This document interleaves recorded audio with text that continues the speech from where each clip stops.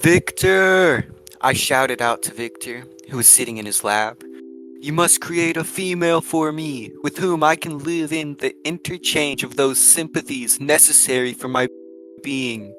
This you alone can do, and I demand it of you, as a right which I must not refuse. Victor sighed. Is having a mate a right? Is it ethical to create a being for that purpose? Does he have a choice? If he doesn't, the monster will kill him. If he does, there could be two wild monsters terrorizing towns, but leaving him alone. He could be free, not having to deal with his monster any longer. Victor, make me a mate! I screamed, waving my arms in the air like a child. Victor stood up, adjusting his lab coat, and said, Fine. Slowly, a joyous expression sprawls across my face, my yellow crooked teeth bared for all the world to see. But once either of you again, you must depart for South America immediately. Do you understand? Yes, sure, father, of course. Donk's smile grew larger. Okay, Poppy, Victor sighed.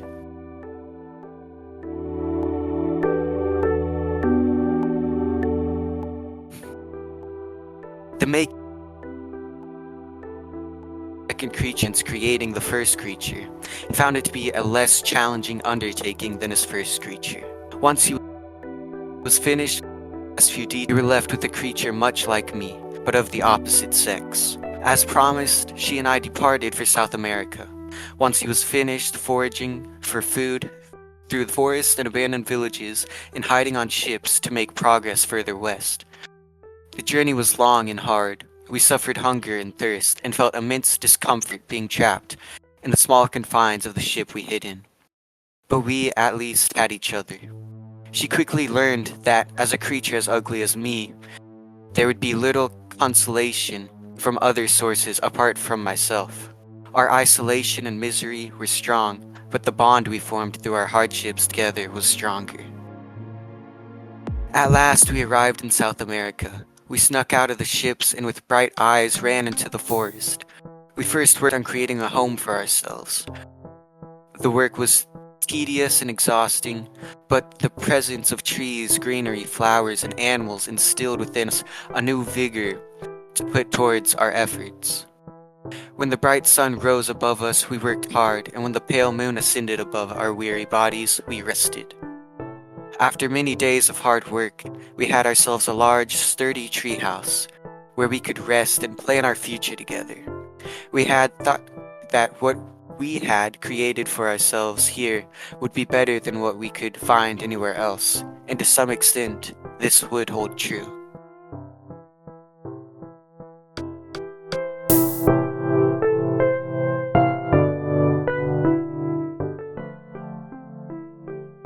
We spent many years in that forest together. Family life with my wife proved to be very emotionally fulfilling, but there were still parts of our life together that I had yet to explore. Victor had been highly successful with creating many of the functions of our body, but there were still several questions that have yet to be answered. Could we join together, or was it biologically impossible? Even if we could come together in our acts of love, could we even conceive? Would we receive the joys of parenthood? All we can do is see if Victor had bestowed such capabilities upon us. It was pitch dark in our humble abode. Nothing could be seen, but all could be heard. The chirping of the insects from the outside, the gentle flowing of the nearby stream, and the rustling clothing being dropped to the floor of the wooden treehouse. I could feel my Disney 2012 animated classic Frankenweenie excite at even the slightest of sounds.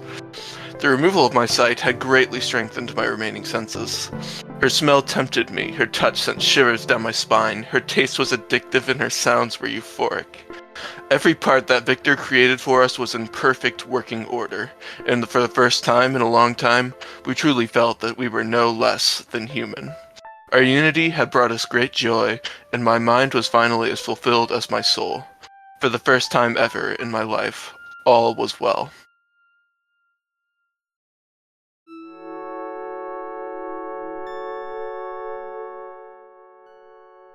9 months later, ah! Mrs. Monster screeched in agony. Blood squirted out of a certain orifice as she struggled to complete the mission. The chatter of radio echoes through the trees with the sound of many a people belching, "Goal!" Splat. A tiny little ball-shaped child emerged from the curtains. Its name was Messi. Mr. Monster picked up Messi, wrapping his sausage fingers around his innocent body, and placed him in the crib. "Oh my good lord, there's another one coming, Sugar Lump!" Mrs. Monster swiftly shot out a stick-looking creature which Mr. Monster failed to catch. Its name was Ronaldo. Ronaldo did not need any picking up. He shimmied his way over to the conveniently placed soccer ball and smashed that the walls of the treehouse.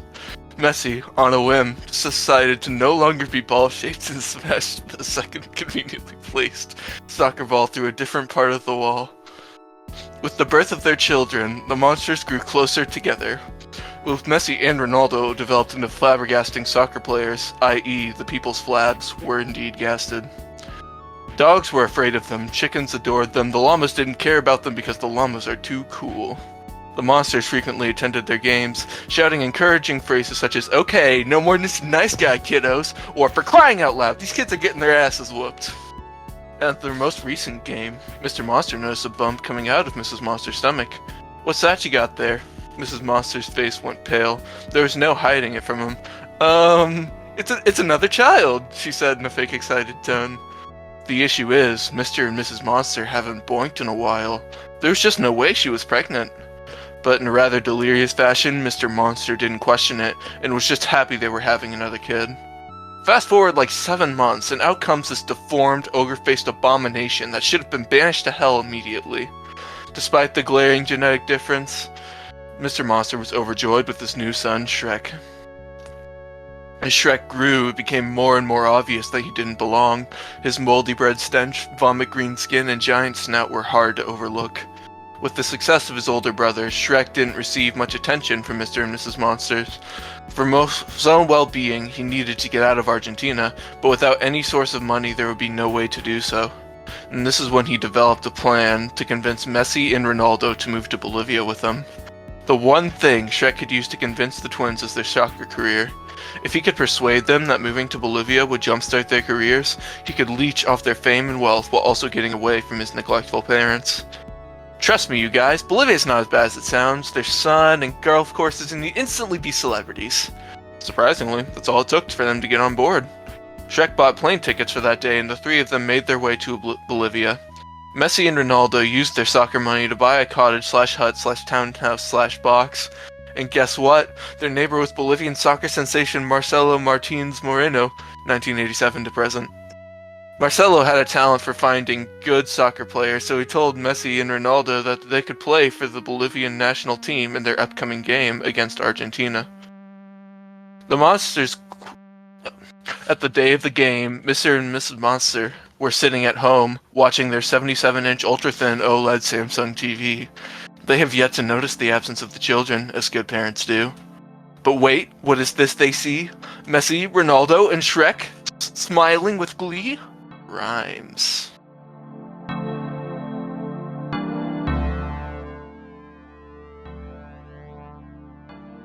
Mr. and Mrs. Monster's jaws dropped to the floor. They fell off. "What the fudgy fries are our kids doing over in Bolivia?" Mrs. Monster exclaimed. The monster quickly booked a flight to Bolivia and got on a plane. The other people not caring about their appearance because around 200 years had passed and that was racist now. The plane began to cruise at a smooth speed through the clouds in the sky. The atmosphere allowed Mr. Monster to reflect on their family and their manners. "You know, Mrs. Monster," Mr. Monster began, "we haven't exactly been the greatest parenting. We haven't given Shrek the attention and love he deserves." He was reminded of his own struggles with the deprivation of love when he was first created. He had brought that same pain onto his son. A look of determination flashed in his eyes. "Mrs. Monster, we have a beautiful thing here. This marriage, this family, is more than I can ever have asked for from my creator. Now I'll tell you what. When I see Shrek again, I'm going to look him in the eyes and make the promise to be a better father than I am today." A guilty look washed over Mrs. Monster's face as she began to sweat a little from nerves. "Haha, yeah, it is beautiful." Mr. Monster didn't seem to notice her mannerisms. They landed in Bolivia and quickly found their spawns. laughing and smiling as people cheered for Messi and Ronaldo, who embraced Shrek for giving them the opportunity of a lifetime. "Shrek!" the male monster called out to his son. The cheering stopped and the children froze as their father slowly made his way to Shrek. The monster sighed. "I'm gonna level with you, kid.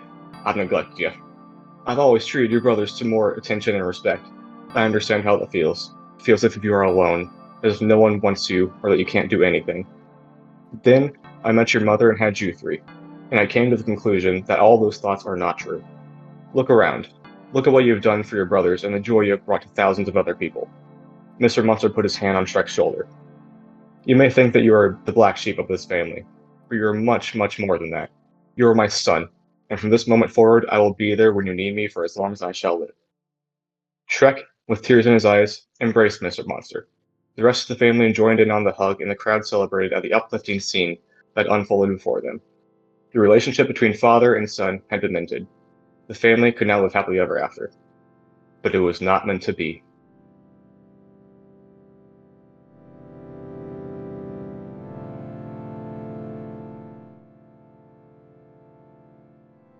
A year later, all of the children had been gathered in the living room at the request of their father. It had been a confusing couple of weeks for them. Mom seemed to be out all the time, more than usual, and tonight was no exception. And their dad always seemed very despondent lately. They hoped that this family meeting -1 would explain everything.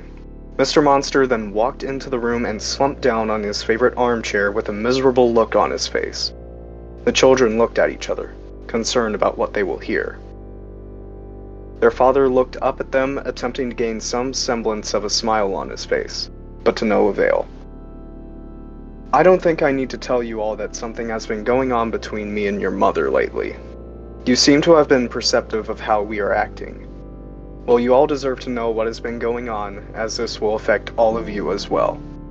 There isn't any easy way to say this, but your mother hasn't been faithful to our marriage."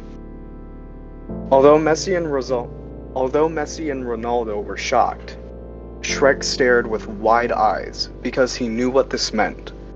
It was very apparent that Shrek looked different from his father and siblings. His green skin, his snout, all being indicators of that. He didn't need to be told what his not-father couldn't muster up the courage to tell him. In just one moment, it seemed his world had come crashing down. "She admitted it to me after I found the green hair in our bed last month." Mr. Monster began to trail off. That damned Grinch across the street. He looked up to Shrek, his eyes red and watery. "Don't you ever think that this will change anything between us. You may not be my own blood, but you're still my boy." Silence filled the room as tears silently fell from the monster's tear holes. No one knew what to say. What could even be said? "Your mother and I had a discussion concerning this," Mr. Monster continued, barely able to keep it together. "We think it's best if we get a divorce." Shrek immediately sprung up towards his father and consoled him. "Don't worry, Dad. We still love you. It was gosh darn wicked of Mama to do that to you. In fact, I can't remember off the top of my head the last time she said a complete sentence to me." Messi and Ronaldo thought about this as well. When was the last time their mother had made any effort to come to one of their games? The last time she had gone to one of Shrek's spelling bee tournaments? Or even the last time she patted them on the back and said, "Good job." She had always been away somewhere else, these past few years, and distant, and well, now we know what she was doing while she was away. Mr. Monster, however, hadn't missed a single second. From that day forward, the brothers had made a silent agreement, an unspoken pact to stick by their father's side through thick and thin as he had done for them. The ensuing divorce trial was just bananas. People were screeching at each other. The judge needed a new gavel to replace the other after banging it on the stand so many times. One insult thrown out had left the courtroom stunned into silence. The Grinch, who was there by his mistress's side, in his Jim Carrey voice said, well, that just happened." Nobody laughed. Though when all of this was said and done, Mr. Monster had gotten full custody of his kids. He couldn't ask for more. As the years passed, Messi and Ronaldo became football superstars. Messi even being attributed to winning the World Cup for Argentina. Shrek would go on to marry another ogre like himself, as well as become a prestigious researcher. He is currently on the track to curing cancer. Mr. Monster had retired to his treehouse, a new treehouse on the gorgeous coast of Argentina. The monster settled down for a night's rest. As his eyes grew heavy, he could swear he heard a voice that was long dead. When I first laid my eyes upon you, I thought you a monster, a wretch, a devil. But I have watched you over this long time. You have not only been able to overcome every obstacle thrown at you, but utterly obliterate it in stride. While the female companion you had so desperately desired had not truly returned your affections, you have found love, respect, and admiration from those who you have raised. You have learned what it is to love and what it is to be loved. A devil would not be capable of such a feat. I retract the previous things of which I have said about you. You are not a monster, you are my greatest creation. You are a man. And the man slept, and the man was loved, and the man was at peace. The end, 3.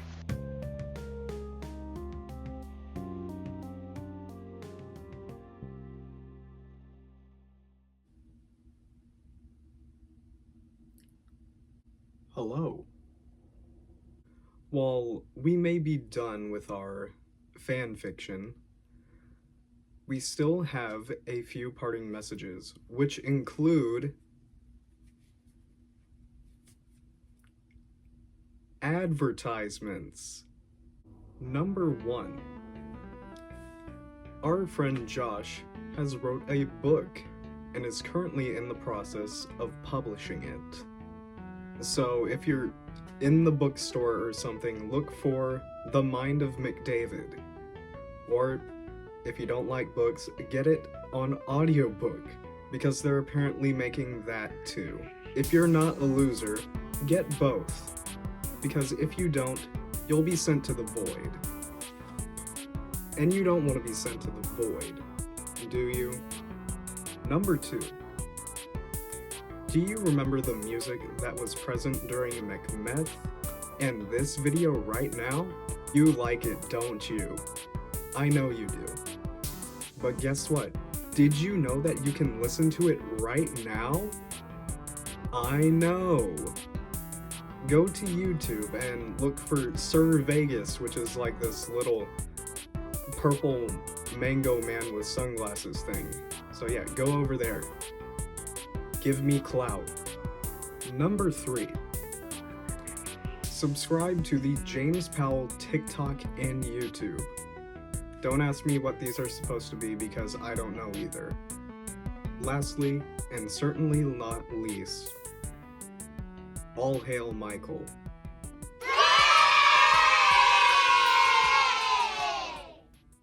So this is it. Thanks for putting up with us. We're sorry. That is all. Thank you.